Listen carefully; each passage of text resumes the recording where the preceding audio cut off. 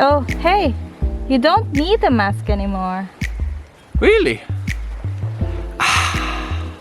Yeah, very welcome to this new episode of Off to 7,000 Island. And my name is Eric, and my wife and me are living here in the Philippines, and we are running a little hotel, so we're pretty much invested into the tourism industry and really want you to provide with the information you need for traveling here to the Philippines and have a relaxed holiday. This video is all about the travel regulations for Corona and all this kind of stuff, what visa you need, and if you need a visa at all, you need to check that as well.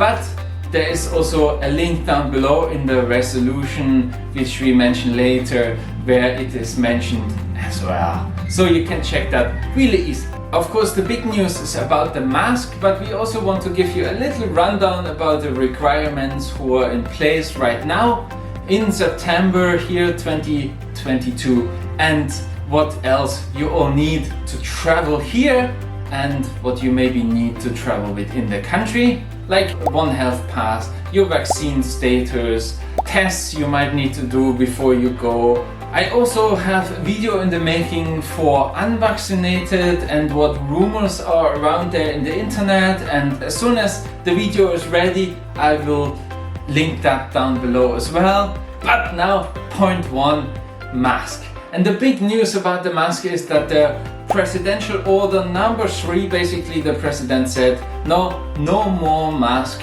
outdoors when it's good ventilated and not crowded. And that's a fantastic news, because here it is very hot most of the time and masks are just a bit of a pain really to wear them. But of course indoors you still need to wear a mask, as in many countries around the world, and you need to always think about the health system conditions here, and therefore you might understand why people trying to protect them more themselves. Point two is of course the travel requirements, and what is there for the base for it is the resolution number 168 of the IATF, and that's of course linked below. Basically it says for full vaccinated people, that's people who have 2 vaccines or 1 of the Johnson vaccine and are boosted at least 1 time, you need to prove of course your vaccine status. Most of the certificates around the world are here accepted, you can check that as well for yourself. But the yellow card from the WHO or your American certificate will definitely count, and the European certificate counts as well. And then you don't need a test, and you're also not required to show any proof of health insurance, although it is very much recommended to have one. For people who are fully vaccinated but not boosted, you also in addition need a test before departure. By departure, they mean the departure in your home country, not your transit departure, if you don't leave the transit area in the airport where you change your flight. Maximum 48 hours before departure, a PCR-Test, or a maximum of 24 hours before departure, an antigen test. And of course you don't need any insurance, travel insurance, health insurance as well. Children under 12 traveling with fully vaccinated parents also don't need the test, regardless of their vaccine status.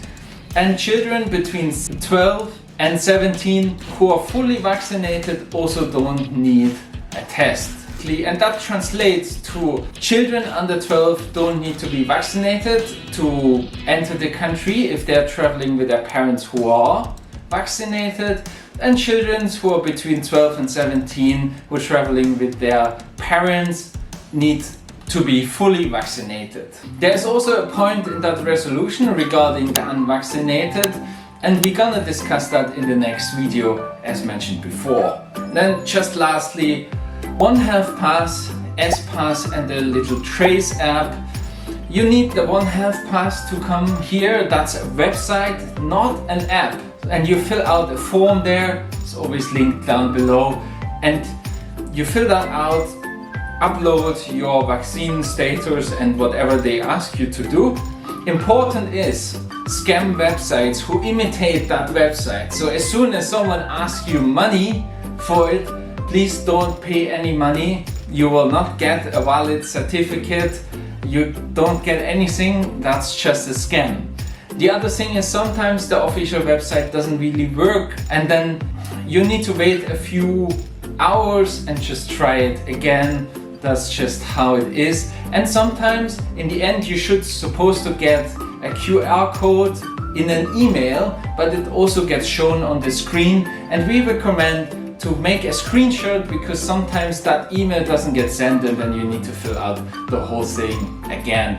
To the S-Pass, you need the S-Pass to travel within the country, but only in regions who have alert level 2 and higher, and we link down below where you can find that as well. It's a very few regions, and how much that actually still get checked is very unclear because it seems to be very relaxed as well, but you can check that out before as well.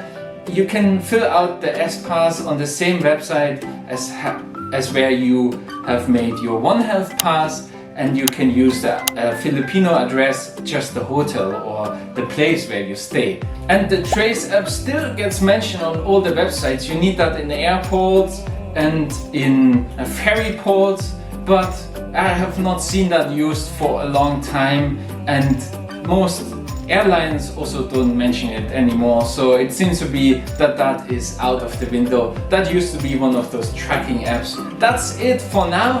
I hope it was helpful for you. It's a little update again. You can check out all the other videos we made in more detail about the requirements down below. Please give this video a thumbs up if you like it, and if you want to know more about the Philippines and our life here and what we do here in the hotel at home and how we're settling here, then it would be really cool if you subscribe to this channel here. That would encourage us to make more videos. As we said, the next video is gonna be about unvaccinated traveling, or if it's possible at all, and mask wearing and how this is seen here in the culture. That's it for now, and we see you in the next one.